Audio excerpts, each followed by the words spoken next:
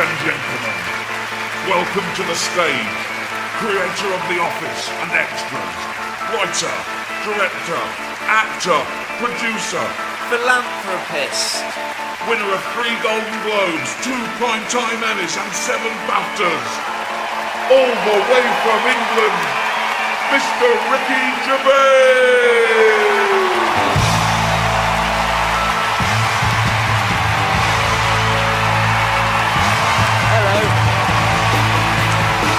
Hello.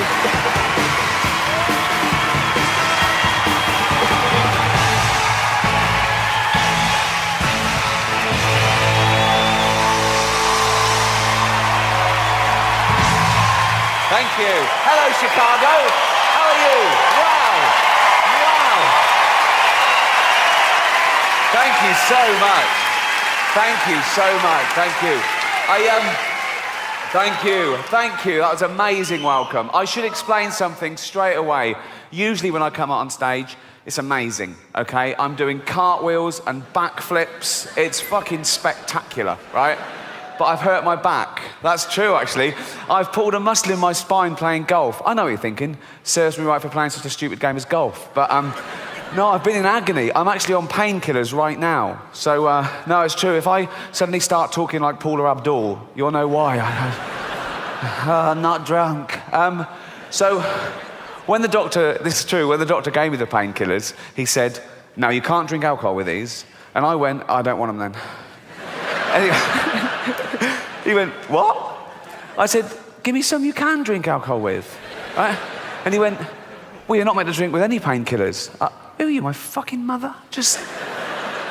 So I've been walking around like the Elephant Man for days, but without the big cock, obviously. I assume he had a big elephant's cock to match the head, though that would make things all right then, wouldn't it? That would sort of balance it out. No, because then he'd look in the mirror and he'd sort of go, oh no.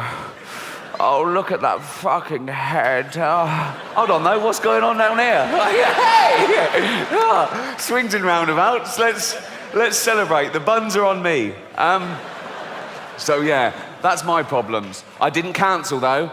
Don't you hate that when an artist cancels? You turn up and goes, concert cancelled due to sore throat. Oh, or I couldn't go on, I was depressed. Oh, poor little artist. Oh, can you imagine a labourer trying that? Turn up and going, I've got a little tickle and I'm fed up. Oh, move the fucking bricks, mate. Never cancel. I had a gig in Dublin a couple of months ago, okay, and as you know, Dublin is in Ireland, which is off, it's off the coast of Great Britain. It's not part of Britain, but it's very close. It's sort of like our Cuba, I suppose. It's like...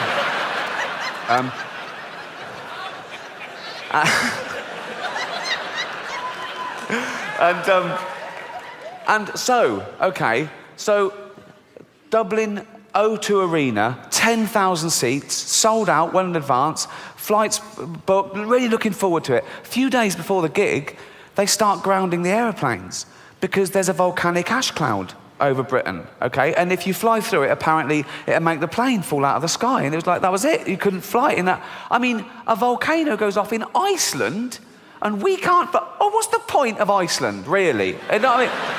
What are they, just fill in all the volcanoes with concrete, okay? In fact, tarmac the whole country and make it a car park for real Europe, because it's a waste of fucking space, okay? And so, I'm thinking, well, I've got to get there. I can't cancel. And there were sort of pop stars and people coming over from America, and they were cancelling their flight because they couldn't get in and out. I thought, I can't. So I hired a helicopter to and from Dublin. It cost me £12,000, right? Just because I couldn't bear to let anyone down or take the ferry. That was... they were still running, sure. But that would have meant mixing with the general public, and I don't...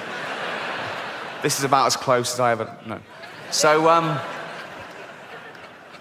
I don't know if you're affected by the volcanic ash cloud, but I had friends that were stuck all over the world and they missed weddings and funerals and they had to put themselves up in a hotel for extra days that they hadn't budgeted for, and they couldn't get their money back because the airlines were saying, no, we can't pay you because the insurance companies won't pay us because they're saying it's an act of God. Well, what isn't an act of God? No, if you believe in God, that's sort of a definition of him, isn't it? that he does everything. Isn't that right? Everything is an act of him. He's all-powerful, he's everywhere at once. He invented everything. There was nothing before him. He invented time, everything. He's across it all, okay? He doesn't miss a trick, and he's not absent-minded. A volcano going off isn't like him going, fuck, I left the oven on. You know, it's... And who are these insurance companies that can decide what is and isn't an act of God? How do they know, okay? Have they got a hotline to God? They call him up, do they? Ring, ring, ring, ring. Hello? Could I speak to God, please? Speaking. Oh, I didn't think you'd answer the phone yourself. What do you want? Oh, that volcanic ash cloud. Was that you? Yeah. Yes, that was an act of me, all right. So I shouldn't pay out. No, don't fucking pay him a penny, son. No. Brilliant, brilliant. While I've got you here, did you make a tree fall on Steve Baxter's car? There's a lot of Steve Baxters. Steve Baxter, 2 Acacia Road, Hounslow. It happened at 2:15 on the 3rd of June this year. 2:15, 3rd of June. No, that wasn't me. I was in Africa that day giving AIDS to babies.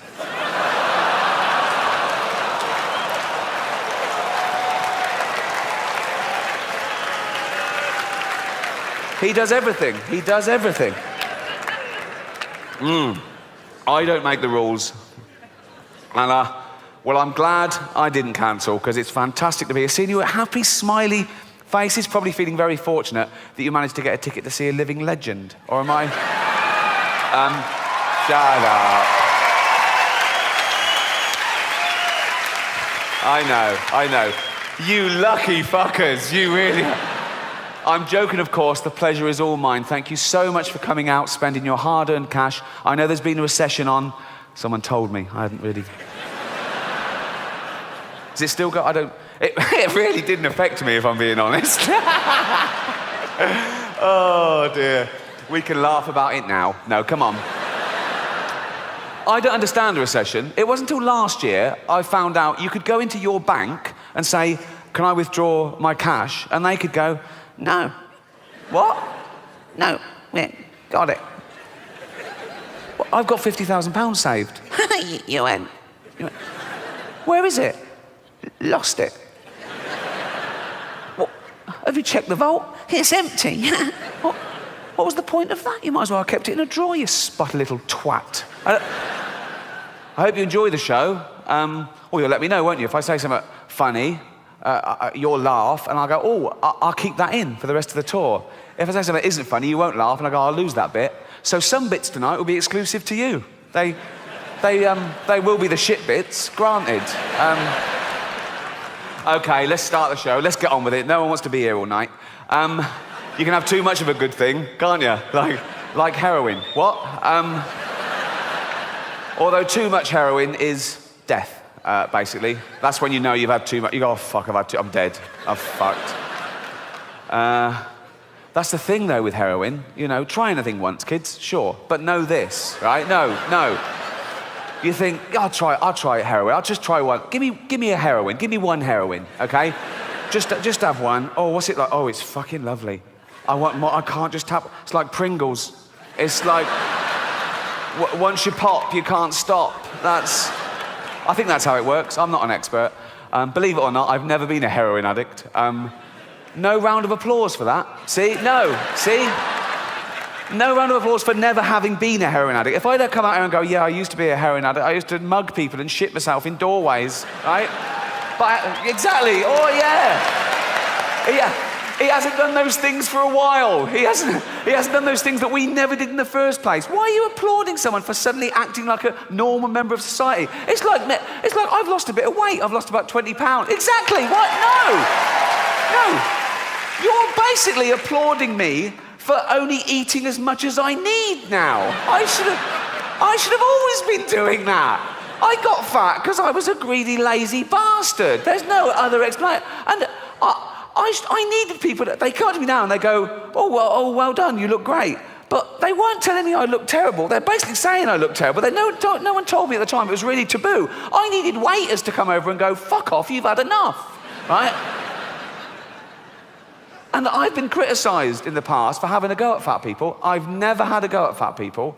I've only ever pointed out the fact that you get fat if you take in more calories than you burn off. That's simple science. I don't judge them in any other aspect of their life, but that's what happens. You get fat if you take in more calories than you burn off, okay? And that's indisputable, okay? Now, the thing is, people think I'm having a go. I'm not, because I don't judge them. If I see a fat person, I don't make assumptions about him other than how they got fat. And this is the other thing. Wait, right? Not only is that what makes you fat, people know that's what's making them fat. No one got fat behind their own back. No one and went, what the fuck's that? Okay? It's not a surprise, it's a gradual process. You have loads of time to back out from this project.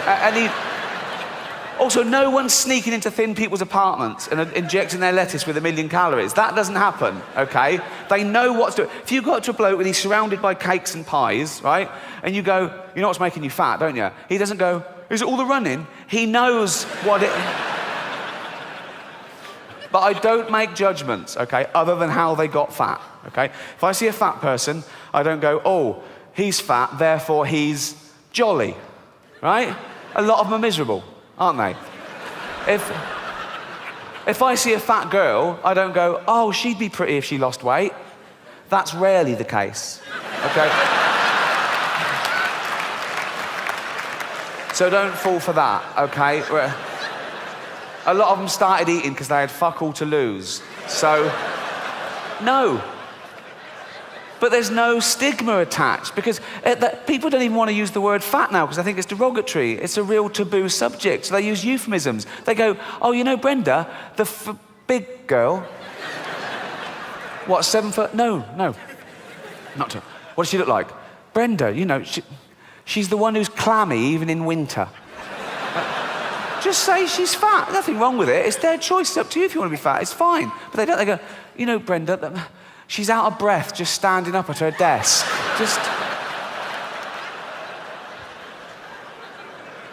But even though it is their own fault, and it is their own fault, I feel sorry for them, right?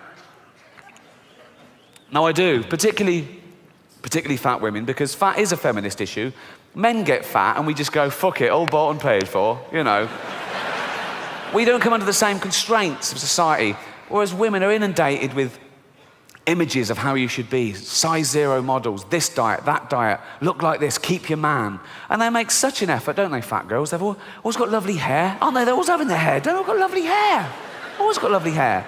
Always got those lovely false nails, haven't they? They make an effort. Anything but jogging, right? They love high heels, don't they? They think it makes their legs look less. It doesn't. It just... You can just hear them coming now. I don't want any fat people to feel uncomfortable at one of my gigs, so next time, buy 2 seats. I'm joking. I'm joking. Shut up. I'm not having a go. I'm just pointing out, you know. I was listening to the radio in England a few weeks back, Radio 4, quite highbrow. There was a discussion about political correctness. My name came up straight away, right? And there was this woman on there going, oh yeah, well it's not right. Ricky Gervais, he makes jokes about fat people. He wouldn't make jokes about gay people, would he? And being fat is like being gay. What? No, it's not. What? You can't choose your sexuality. As we've established, you choose whether to eat too much or not. You know, with your sexuality, you're born, you grow up, you discover you like same-sex relationships, and that's it. You're gay, okay? For being gay to be the same as being fat, you'd have to be born, be straight, grow up knowing you're straight, but gradually and consciously wean yourself onto cock.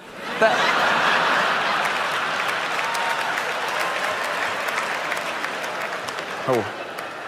Happy 16th birthday, son. This is Raoul. Suck his cock. Sorry, father? Suck his cock. 16 now, suck his cock. I'm heterosexual. Oh, with his newfangled words. Suck his cock. Come on. Right. I don't like cock, father. Doesn't like cock. How do you know if you've never tried it? Suck his cock. Suck one cock. Suck... not sucking it, that's playing with you. Put it in your mouth. Put it... Look, have a go, you might like it. Oh, it's not so bad, is it? I fucking love these. If that happened, then being gay would be the same as being fat, but it doesn't, so it's not, okay? I was on a plane last year, okay, going from New York to LA, okay? And me and my girlfriend were one side of the plane, there was the aisle, and the other side, there were these two huge fat women, okay? Proper fat. One of them just got on and went, "Can I have a belt extension?" "Yeah, of course you can, you've earned it," right? So,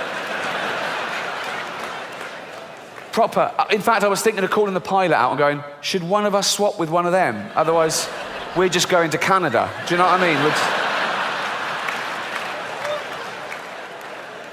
And one of them was even fatter than the other one, okay? And she was there, and she'd got on the plane with one of those takeaway buckets of fast food. Bucket. I mean, there's your first clue. When did that happen? When did fat people just give up? When did they go into a shop and go, "Oh, fuck it, just treat me like a farmyard animal"? Really? Give me it in a bucket. In fact, just strap it to my fucking head and I'll just... A bucket? Really? You want your meal in a bucket? Yes. Right? So, she's there and she's chowing down, right? And I swear, she turns to her fat friend and says, "This is the best fried chicken I've had all day."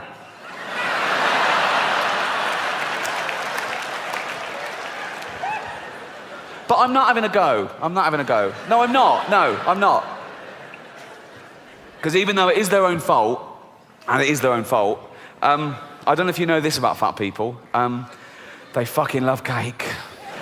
They love it. They love it, right? And I blame the food industries, because you go into the supermarket and it's just packed with that stuff. Everything's packed with hydrogenated fats and extra calories and sugar and butter and everything, and they love that, okay?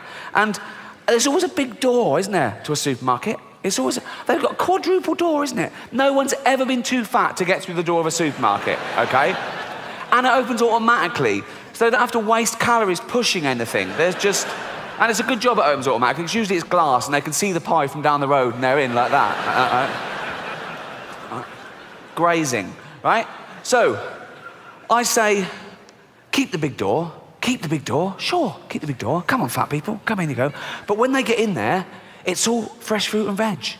It's all whole grain, it's all stuff that's good for you, okay? Of course they'll be confused at first. They go, well, that's not real food to them. They think Brussels sprouts is packaging, right? They're looking, where's the cakes? The cakes are over here, but the cakes are through a different door. But this door is human-sized, okay?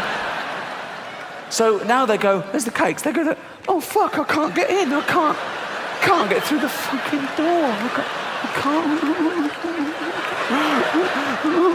And they're starving. They go, "Oh God, what's this? I got to eat some. What's this? A banana?" Right. And they go back. "Oh no, I still can't. Back and have a carrot." They're back and forth for days, and the fat's falling off them. Soon they can slip through the door and have a cake. They can't get out again. No, but I mean. But we've got to do something. We've got to intervene. And people say, no, it's nothing to do with you. It's up to them. It's their body. It's their life. And that's true. But we don't say that about wearing crash helmets. Or if you've got a heroin addict in the family, you don't go, "Oh, it's his life. He loves heroin." You know, you go, "No, you've got to stop this. Please don't die." And you get him and you throw him in a cupboard for 3 weeks or something.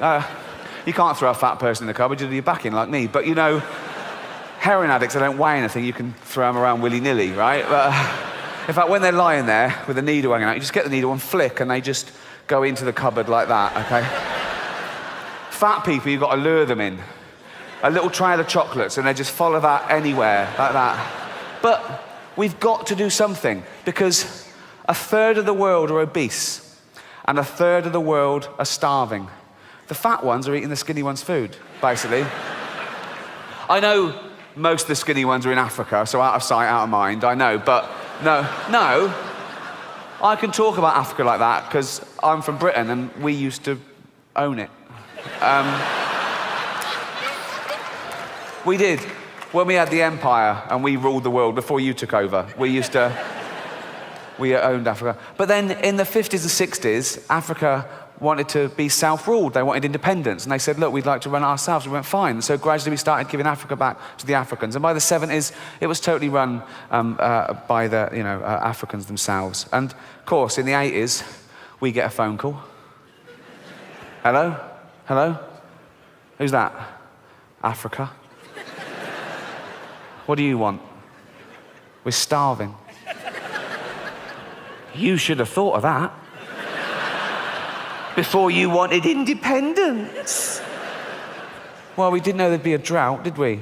Drought? I'll give you a drought. This is true. When I was a kid, I was about 10, we had a really long, hot summer, okay? And there was a hosepipe ban. You couldn't water your flowers. We've all suffered. So, that's true, actually. One long hot summer, and the water ran out, and we didn't know what to do. We thought, what can we do? And there was people coming around your house trying to tell you how to conserve water. They were saying things like, when you brush your teeth, don't let the tap just run. You know, put a little glass in it. And they came around, they were putting house bricks in the cistern of the toilet to save water. And there was public information films on the television. There was one advert that was like, it was like an animation, and it was like a couple in the bath. And it said, conserve water, take a bath with a friend. Which I did. I say a friend, he was more a friend of my granddad's. But, no. £10 is a lot to a kid in England. What? He taught me a lot, stuff like, you don't wash it like that, give it here. No, he was a sweet old man. I used to call him Grandad Charlie. He wasn't my real granddad, he was just an old bloke that lived across the road. He used to come round whenever he saw my parents go out, right? And he'd come round, Mum and Dad out, yeah, oh, right, do you want to see a magic trick? Yeah, he'd draw the curtains, right? And he'd close my eyes, okay, and he'd sit down and he'd put a top hat on his lap, like that, right? A magic hat, right? And he'd go, close your eyes, he goes, and feel the magic rabbit. And I used to go up and I used to put... I used to go in, I used to feel the little... That weird little thing it was, didn't have any fur or ears, right? And he used to go, and it was scared stiff, it was terrifying, right?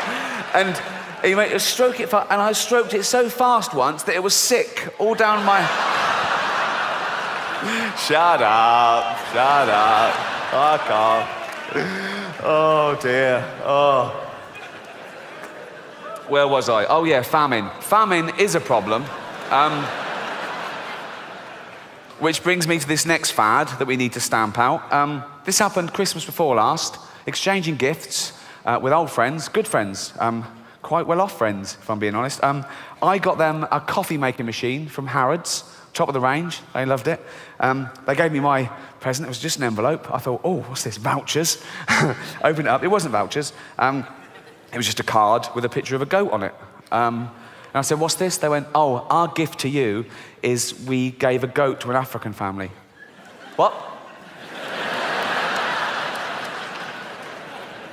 I'm looking at the coffee machine thinking, is it too late to take that back? Is it too...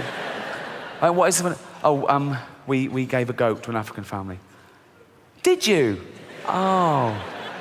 So I've got fuck all then, basically. I mean, I don't even know this African family. Why would I give him a goat? It doesn't matter. This serves no purpose at all. No purpose. And I rush in, I call my niece, she comes running. Uncle Ricky, got your puppy. Oh, Uncle Ricky got me a puppy. Yeah, your best uncle got you a puppy. Yeah, go and play with it, quick. Go and play with it.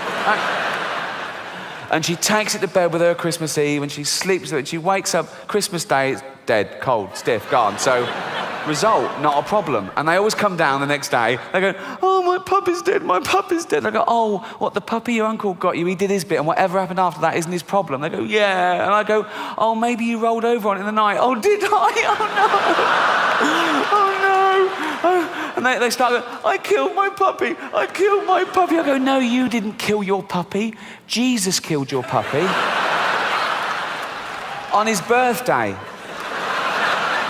Because you didn't spend enough on your uncle's Christmas present. They usually buck their ideas up the next year. The other big campaign at Christmas, don't drink and drive. Right behind that as well. A lot more stigma attached to that these days. When I was growing up, it was whether you got away with it or not, but people now know it wrecks lives. I'd be getting in the car when I was a kid with grown-ups, family, and they go, no, you can't drive, you had too much to drink, and they go, it's all right, I won't get caught. But now that people know that's right, and I've done it once, and I'm not proud of it, I'm fucking ashamed of it, and that was Christmas. I wasn't drunk, but I was over the limit, and I took the car out, and I knew I shouldn't be driving. But I learnt my lesson, because I nearly killed an old woman. And no, in the end, I didn't kill her. In the end, I just raped her.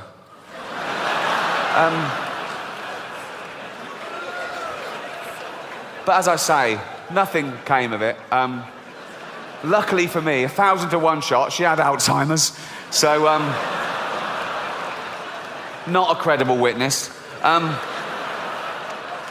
Spiders, they're always ready, aren't they? Aren't they always ready for... They're always ready for action, a spider. It's always completely fucking ready for action, like that. Always ready for action, always. I mean, some animals are sometimes ready. You startle a cat and it'll go, oh, for a few seconds, and it goes back to chilled. Most of the time, a cat is just laying on the floor, innit? Just on its side, all 4 limbs just stretched out in one direction. You will never see a spider like that. You will never see a spider just lying on the carpet, right? Its head down and all 8 legs just stretched out like that. They're always ready, okay? They're always ready in every direction, like the fucking Matrix, like that. They don't even have to turn. They've got 10 eyes, 8 legs and 10 eyes. It's over the top, okay? And they're even ready when you don't think they're ready. You can see an empty web, okay? And you go, that spider's not ready. No? Touch the web. What? Touch the web. And it's there. I fucking hate them. 37,000 different species of spider.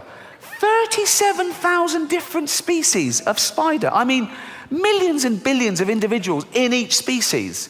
And that's just one class, arachnid, of one phylum, Arthropoda. There could be 5 million species of animal alive now on the earth. Best guess, okay? And that's 1% of all animal species that have ever existed. 99% of all animal species that ever existed are now extinct. And that remaining 1% is 5 million strong. Take one of those species, termites. If we were to weigh every termite alive now, it would be 10 times the tonnage of every human being on Earth. And it's statistics like that that make me think that this book isn't totally accurate.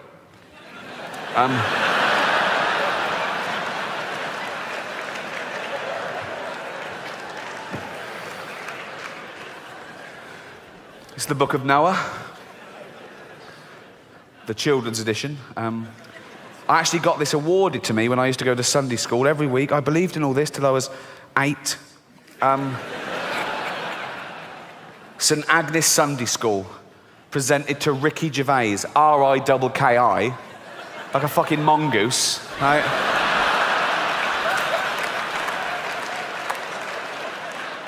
For regular attendance. Not even for being good at anything, just for turning up, right? He's always here, give him a prize, he'll be back. Thank you, thank you. Let's have a look at the evidence. Long, long ago, when God first made the earth, I'll let both those points go, we haven't got time. Right. Long, long ago, by the way, according to the Bible, is 5,000 years. According to the Old Testament, the earth is no older than 5,000 years old, okay? It's actually 4.6 billion years old. Let's pop that in, pop that. 4.6 billion years ago, when God first made the earth and sky, all right, don't big it up, it's like, it comes as a package, really, doesn't it? I mean, do you know what I mean? The sky was never an optional extra. It's like, made you a planet, I can't breathe. Would you like an atmosphere? Of course I fucking would, so... Well done, but everything was peaceful, everything beautiful. God made human beings too, and he wanted them to be good like himself. Arrogant. Right. But very soon they wanted their own way. They would not listen to God. They became wicked and did wicked things. Look at them doing wicked things there. You don't get much more wicked than that, do you? Fuck off. Oh, fuck off, wicked. Really. Fuck off, wicked. Really? God just looking on. Oh, carry on. See what happens. See what happens. Oh, see what happens. Yeah. Oh, see what happens. Bloke there running off with a big bag of money. Don't put it in a bank, you cunt. Right. God looked at them and said to himself, they are so wicked, I will have to wipe them off the face of the earth. Really? Really? Straight to genocide. What happened to 1 verbal and 2 written warnings? Straight to the annihilation of the entire human race because of fatty yellow trousers pick someone's nose. Really? Fuck. Anger management, man. Just calm the fuck down. Let's talk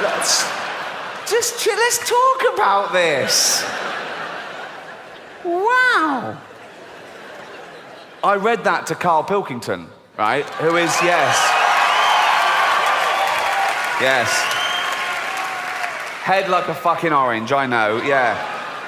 And I read that bit to him. They are so wicked, I'll have to wipe them off the face of the earth. And Carl said, he sounds gay. I said, what do you mean? He went, some gays are a bit like that. He thought God was like having a hissy fit. Like he's going, no, they treat me like a bastard, I'm going to treat them like a bastard, I'm going to show them, I'm going to wipe them out. I said, Carl, God is not gay, okay? Read the Bible, he hates them.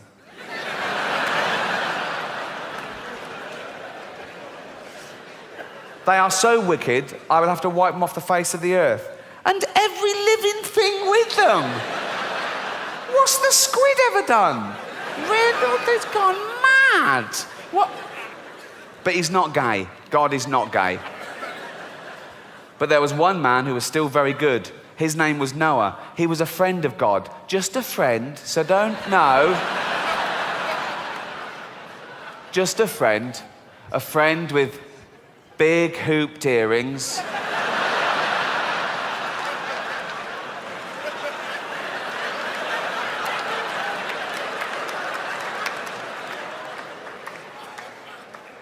Rouge. What's he doing? He lives in a cave. What's he doing with this? What are you doing? Seeing God.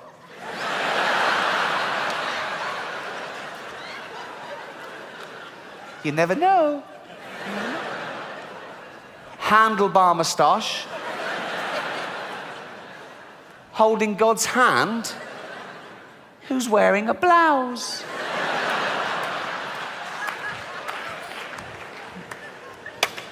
God is not gay. God said to Noah, I am so angry with men.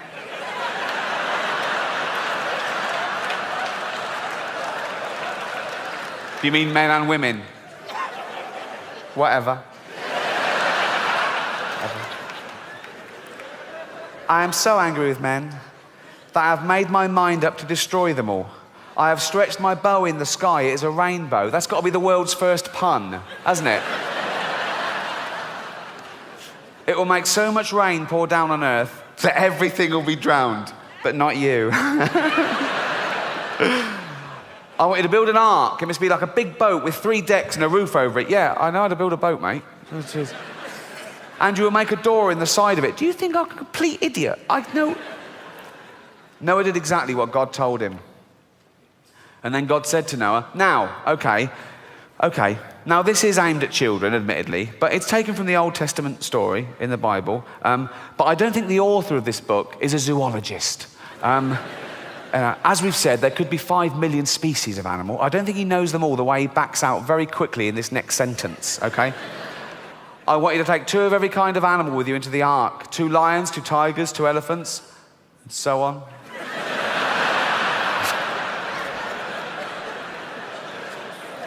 What? I've got lions, tigers, elephants, so on. On you go.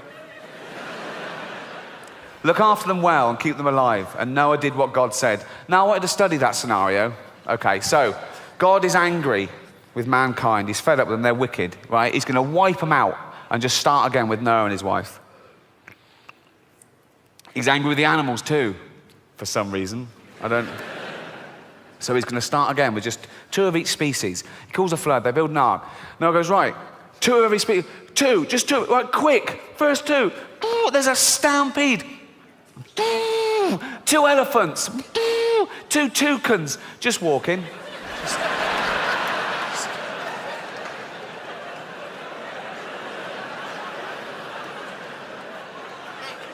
There's no rush.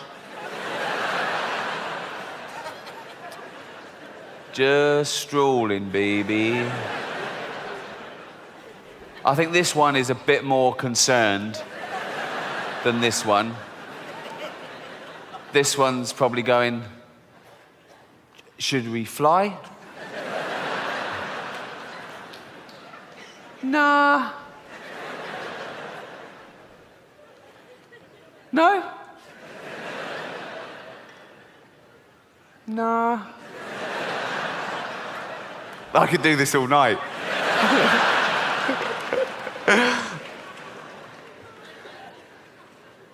No?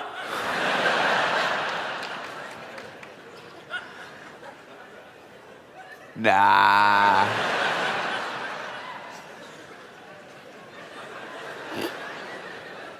Sure?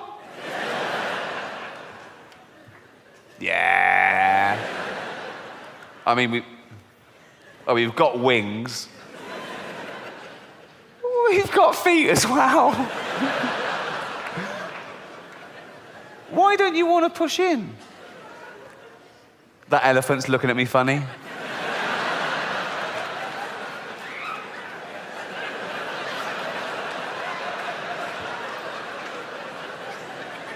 Yeah.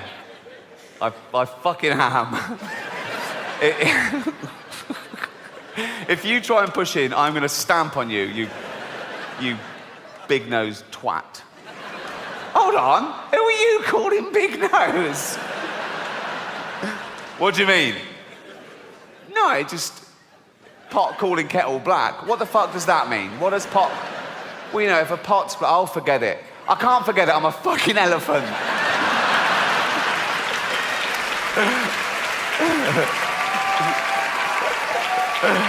Oh, 2 camels, 2 lions, 2 ostriches, 2 leopards, 2 tigers, 2 zebra. Here's the crux of my point. Just 1 species on the ark at the moment, the giraffes. They got their first longer legs, okay? 5 million more species to get on there. So 2 of it. So two animals on the ark at the moment, 10 million more animals to go. 10 million more of those, okay? 10 million, okay? As far as 10 million of them to get on there, just 2 on there at the moment. Look how much room they're already taking up.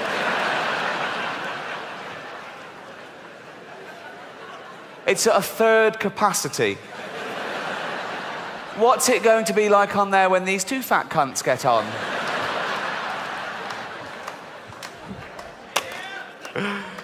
Then God bent the bow of his anger and the rain came flooding down, covering the earth with water. It rained for 40 days and nights. The flood water rose higher and higher until it covered the tops of the highest mountains. Every living thing was drowned except Noah and the animals in the ark. And the fish. They were fine, weren't they? They were fine. They were loving it. They were better off. In fact, all the sea creatures.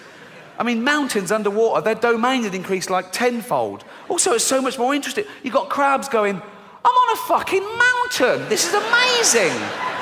I never want this flood to... I've never been up here before. I think of that when you see on the news, like if there's a little village in Gloucester flooded or something. And it's really sad. You see people, they've lost their homes and they're in dinghies and they're carrying their pets.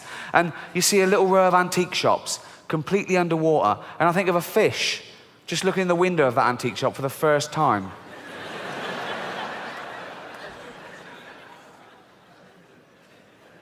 So that's a chaise-longue. For 150 days, the earth was covered with water. Then Noah opened the window of the ark and looked out. The water seemed to be going down, but how could he be sure? Well, ask God. You've been chatting to him all the way through. Why are we getting cryptic all of a sudden?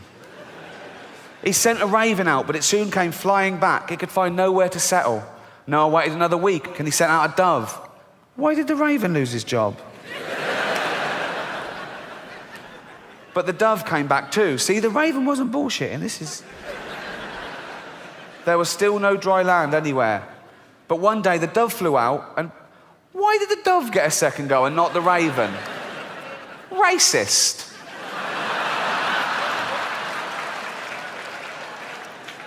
But one day the dove flew out and brought back a green olive branch, and Noah knew that God was no longer angry. Then God told Noah to let the animals out of the ark. They must once more fill the earth with living things. The first thing Noah did was to build an altar. He offered a sacrifice to God to thank him for saving them. And Noah said, I will make a pact of friendship with you. I will never again send a flood to destroy the earth. The rainbow which I put in the sky will no longer be a sign of my anger, but a sign of peace. It will be a sign of my friendship with men. That is how it is. That is how it is used today. They took it literally. It will be a sign of my friendship with men, which begins today, and which my son Jesus will one day prove by shedding his blood for men. Who? You'll see. There wasn't a teaser campaign in the Old Testament. Coming soon, the sequel. And so when you have done wrong and you are feeling very sad about it, think of the rainbow and the peace which God wants to put into your heart. He has promised to be your friend, promised to be his. And that's just one of 12 in the Dove Book series. I've only got one, number 9 now. Although I think my favourite would be number 8, just from the title, Jesus and the Cripple. Thank you. Cheers. Oh.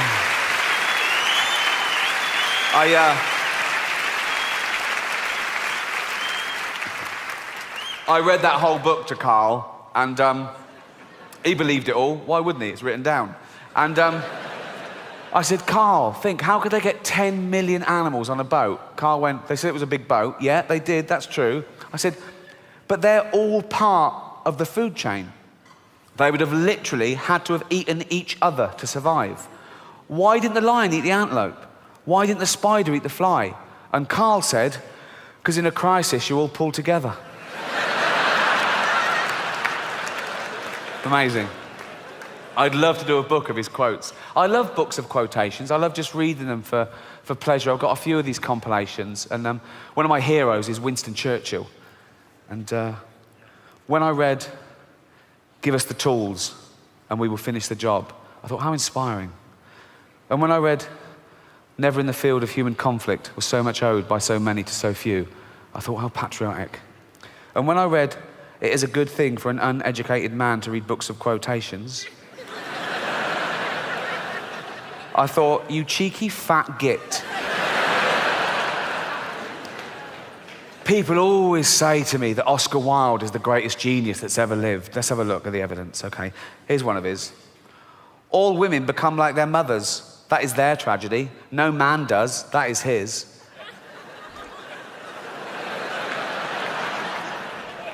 That sounds a bit gay to me. I don't just... Give me another go. Here's another one. I couldn't help it. I can resist everything except temptation. That sounds gay as well. I think... I want to start that with an ooh. I want to go, oh, I couldn't help it. Do you know what I mean? And I want to end it with, I can resist everything except temptation. Chance to be a fine thing. You know, And when he went through customs in New York all those years ago, and the customs officer, just doing his job, said, have you anything to declare? Oscar Wilde famously said, nothing but my genius. Ooh.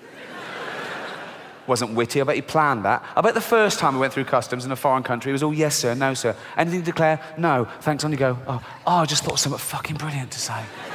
Oh, I'm always doing that. Excuse me, can I go back to... No? Oh, you had to wait weeks in those days, back on the boat to England, just thinking, right, if they say that again, anything to declare, nothing but my genius, I'll be in a book of quotations. All right, he gets there again, weeks later, finds the same bloke, goes up to him, bloke goes, on you go, didn't even fucking ask me that time. Excuse me, I didn't ask me if anything... Random, fucking random, right? Back on the boat, 3 weeks later, gets there this time, finds the same bloke. This time he's starting looking shifty, so he gets picked out like that, right? Bloke goes, right? Did you buy anything? That's not the question. Say, have you anything to declare? Okay, have you anything to declare? Nothing but my genius. Who's the butt plugs? They're mine.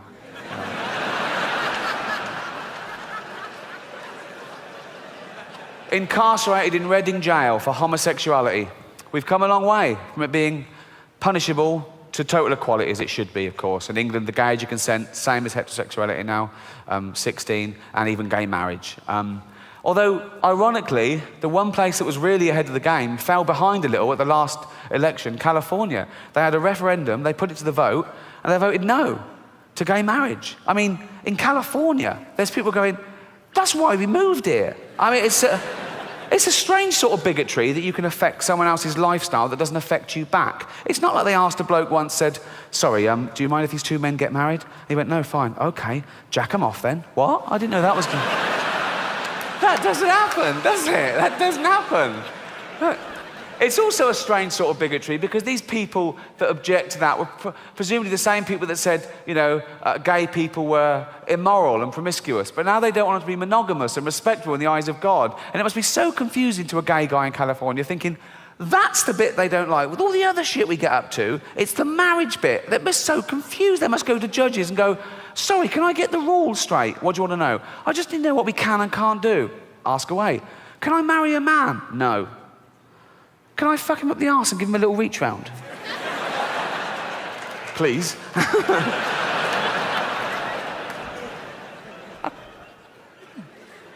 Can't marry him?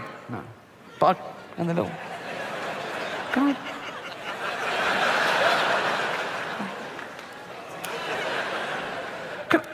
Can I pick up a stranger in the bushes and take him home and jizz on him and throw him out in the morning all crusty and homeless? Of course you can, yeah. But I couldn't marry him, no. No, and don't ask again. Could I line up 15 men? I'm just riffing here. Could I line up 15 men and just jack them off for a laugh? If you want, yeah. It would be difficult, wouldn't it, jacking off 15 men at once? It would be like plate spinning, wouldn't it? No, because you could only do two at once, really, so you'd have these two ready to blow, but then they'd be losing it, and you'd go, fucking hell. Oh, here you go. Oh, fucking hell. Oh. Ain't it knackering, jacking off 15 men at once? Never thought I'd say that. Oh. Again. No. There's these people that say being gay isn't natural. Well, it is natural, and I've got a book to prove it. Homosexuality occurs in about the same incidents in the animal kingdom as it does in human society. This is a real book. It's called Biological Exuberance, Animal Homosexuality and Natural Diversity by Bruce Bagamill, okay? The evidence is compelling, and it seems there is virtually no species which does not have its gay community. That doesn't mean like chimps on one particular street wearing leather caps and stuff. It just... They sort of spread it out more, really. This is a real book. Can we have the first slide, please? Right, okay. Right. This is a real book, okay?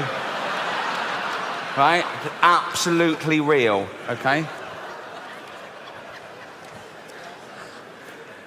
2 male stump-tailed macaques in mutual fellatio. They're sharing it around. Next slide. Okay. A male squirrel monkey, right, performing a genital display toward another male. He's just going, what do you think of that? And this one's going, what? Suck it. Look at his little hand. Why? Because we're gay. I'm not, you fucking are. Look at the way he's holding him, and he's got his leg up for extra purchase. He's gone, get in there, get in there, get in there. Look at him. Can you imagine my face when I discovered this book?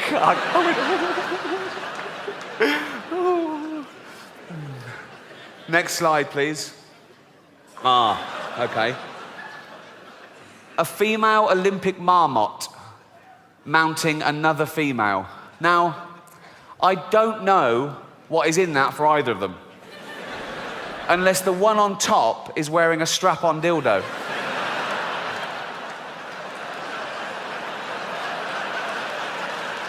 One more slide.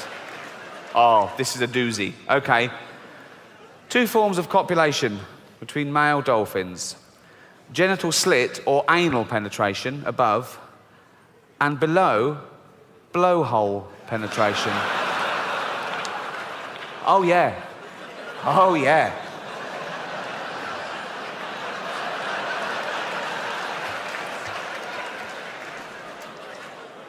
Basically,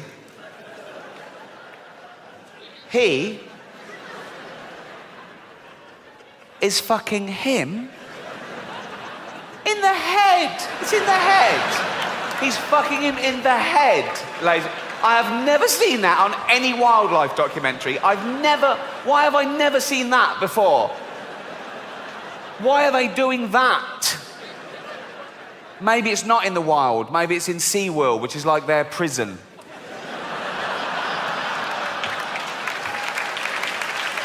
And they're going, fuck's sake. They put in 2 males. Some people think we're fish. We might as well fucking do it, okay? I mean, look at his face.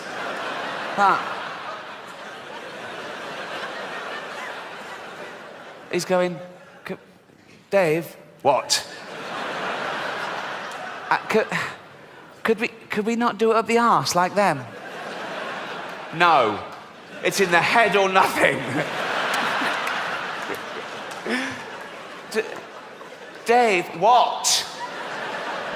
What? Dave, I love you. But I can't fucking breathe.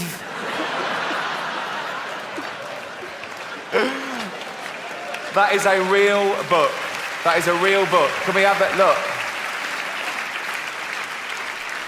I love the fact that he found like a turkey in drag to show how gay animals can be. The gayest animal in the world.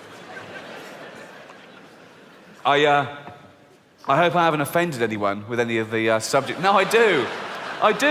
That's not the point. I don't try and offend. If I have offended anyone, and I'm sure I have, I don't apologise. No, I think you have to be able to justify everything you do. And I just think that a comedian should take you to taboo places you haven't been before. Otherwise, you could do it yourself. There's enough anodyne comedy out there just doing things, obvious stuff that, doesn't make, any difference at all. And there's this spate of comedians saying sorry when they go too far. I just think, you should... They go, oh, sorry, I didn't mean it. Well, you should know better then. There's also a witch hunt at the moment with people saying, oh, is there anything you shouldn't make a joke about? No, there's nothing you shouldn't joke about. It depends what the joke is.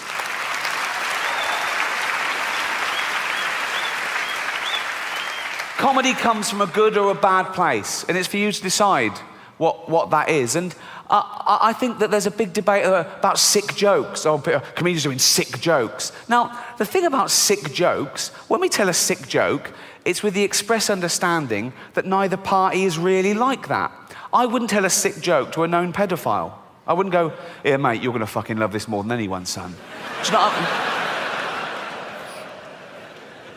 And I've never been in trouble for anything I've said in my professional career because I refuse to apologise. What can they do to you? Growing up, you try things out and you get taken the wrong way a little bit. Not like the dolphin. I mean, not... When I was about 23, 24, me and my girlfriend met up with this other couple. They'd moved down from the north of England to London. They used to come in the place I used to work, and we had a couple of drinks with them. They were cool people and they're fun. And after we'd met them a couple of times, they invited us to a party at their house. We went along. 1, it was a dinner party, which they hadn't warned us about. But 2, it was for their family that had come down from the north to see how they were getting on. And it was both their parents and grandparents and great uncles, average age about 85, right? And I think we were an afterthought. We thought, oh God, we don't know anyone our age. Oh, that Ricky and Jane, right? So we went along, and we were still getting to know them, so we just spoke to them all night. We didn't really mingle with the older people. And as I say, we use comedy as a sword and a shield and a medicine, but usually as a getting to know you, okay? We use comedy to break the ice. Are you like-minded? What can you take? What do you like? And I've always sort of pushed the boundaries a little bit to try and make people laugh at things they didn't think they could. But, but then, everything turns out okay, I suppose. And I started off lightly. I told this joke. Why did the little girl fall off the swing? Because she had no arms. Yeah, sweet. And they laughed a little bit louder than that. There was only 2 of them, so thanks, right? No, so I thought, okay, they get it. They like, and so you up the ante a little bit. You push. And I told this joke. Oh, I need a drink. Start the car? Seriously? Right. I told this joke. Made sure the old people couldn't hear, like that. I went, okay. Father, sitting at home, just reading the newspaper. This little girl comes running in. She's only 6. Hello, darling. Hello, Daddy. You've been playing? Yeah. In the park? Yeah. With your friends? Well, until the man came along. Till the man came along? Yeah, a man came along, and he asked my friends to leave, so it was just me and him. Darling, come over. Whatever happened, none of it was your fault, okay, darling? None of it was your fault. But tell Daddy every detail. What happened? He took me behind a tree so no one could see what we were doing. Oh, God, darling, and then what happened? He took my dress off. Oh, God, what happened next? What happened? He took his thing out. Oh, God, darling, and then what happened? Nothing, that was it. Oh, well, make something up.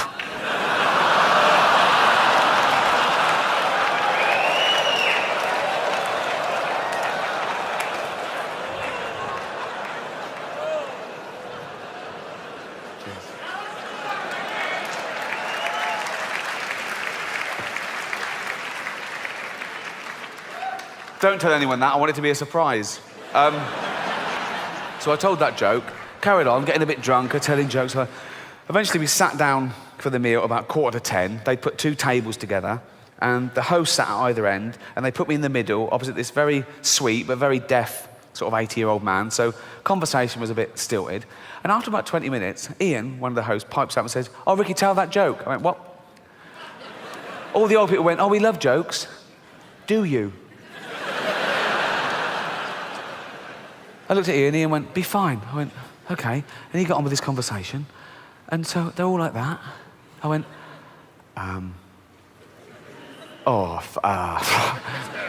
father sitting at home reading the paper. Little girl comes running, told the whole joke, got to the bit, "Well, make something up." They went, silence. I looked at Ian, he went, "Not that one." Thank you so much, you've been fantastic. Good night.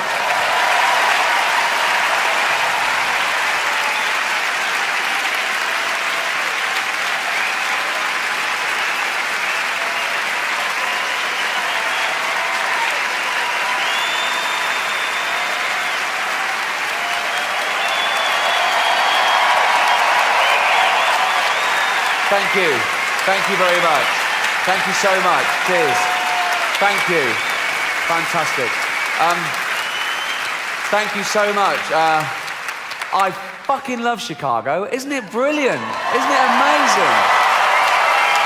I've had just the best time. Thank you so much. I'll tell you, I'd risk coming again through volcanic ash clouds. Anything to go. It's fantastic. Terrorist attack. I've actually always been a nervous flyer, to be honest. And I flew a few weeks after 9/11.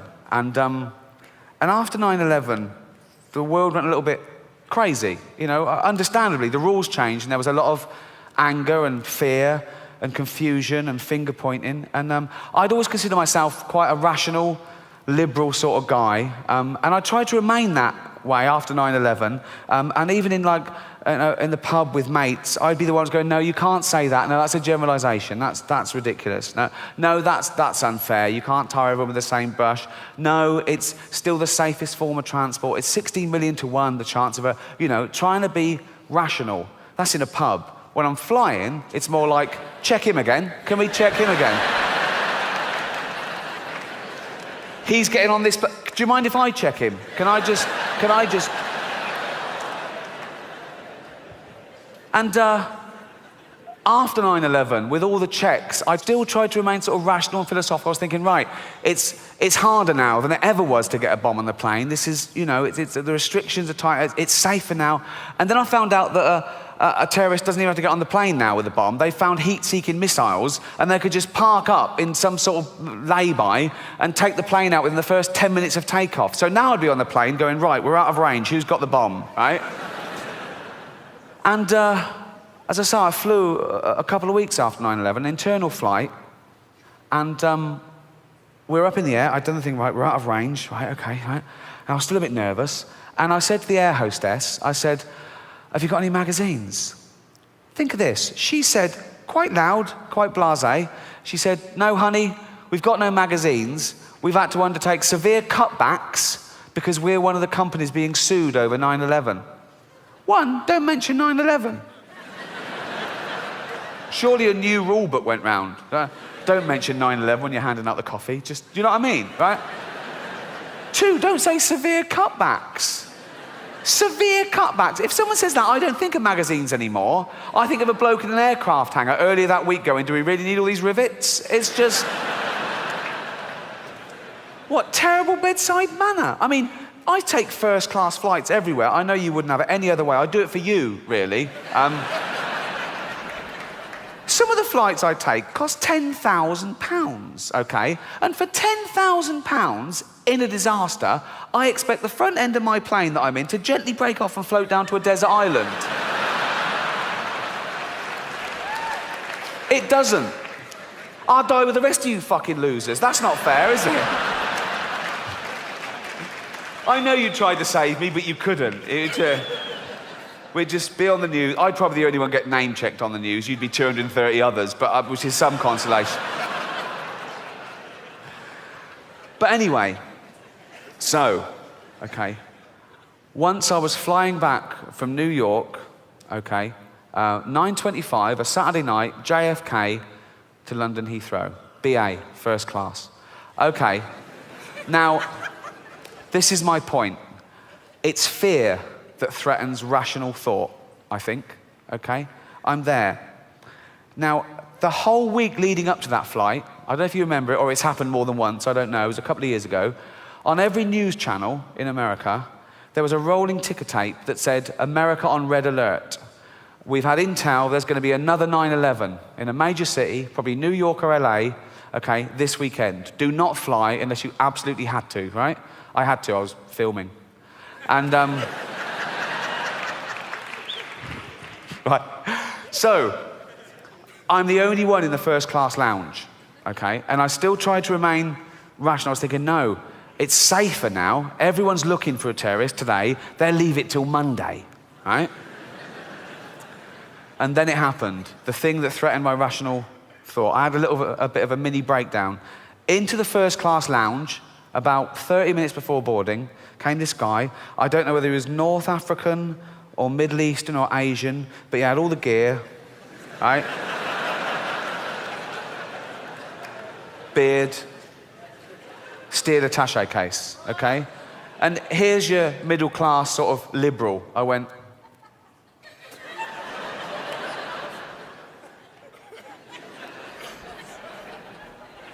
I was suddenly engaging staff in sort of banal conversation, going, flight on time? They're going, yeah. What's the weather like in London? Like they were going to go, it's a bit cloudy, but there he is, right? Didn't happen. So I'm left there, right?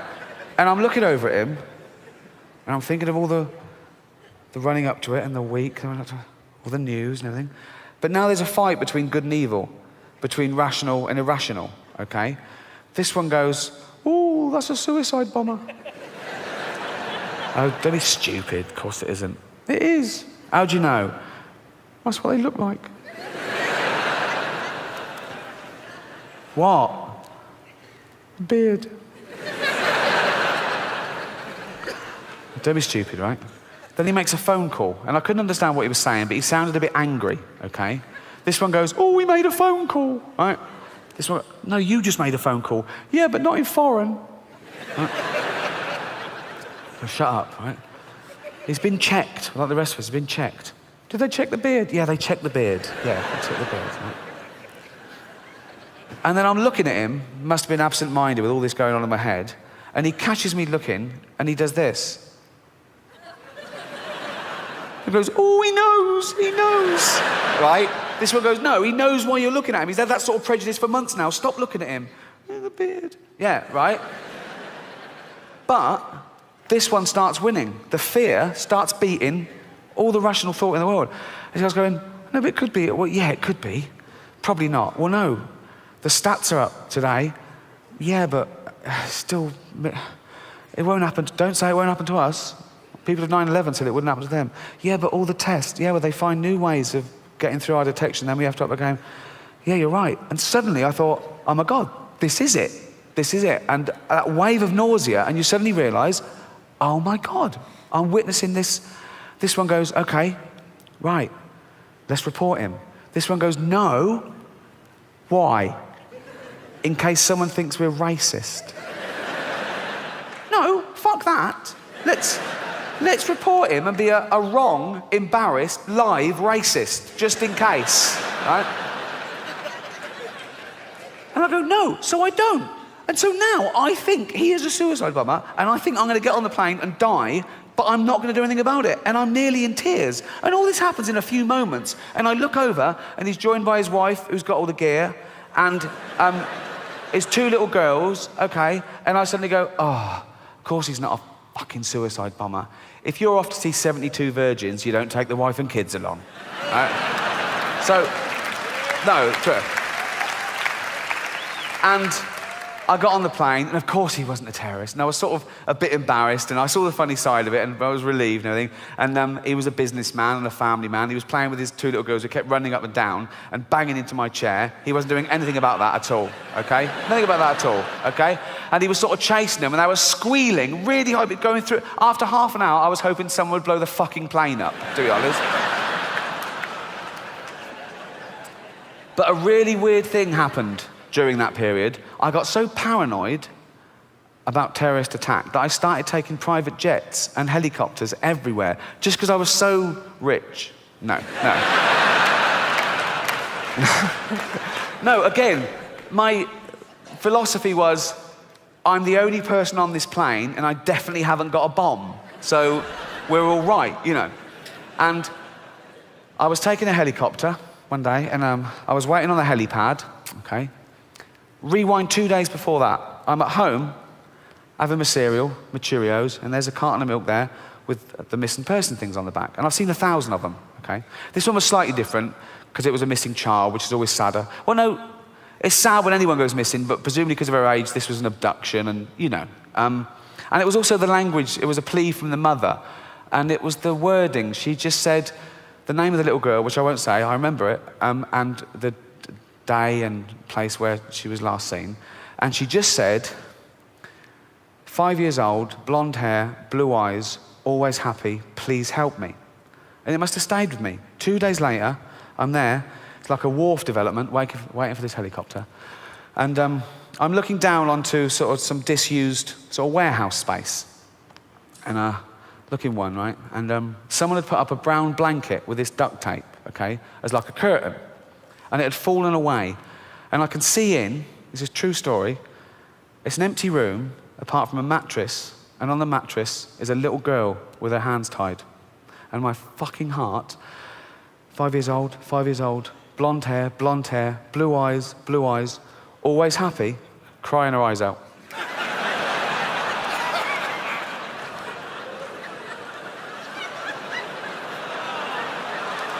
What? It couldn't have been her, I left it. Thanks very much, you've been amazing. Good night, Chicago. Cheers. Thank you. Cheers. Oh, thank you so much. Thank you so much. Thank you. Cheers. Thank you.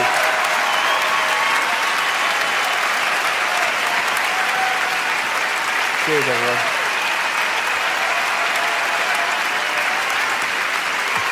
Good night, everyone. Thank you.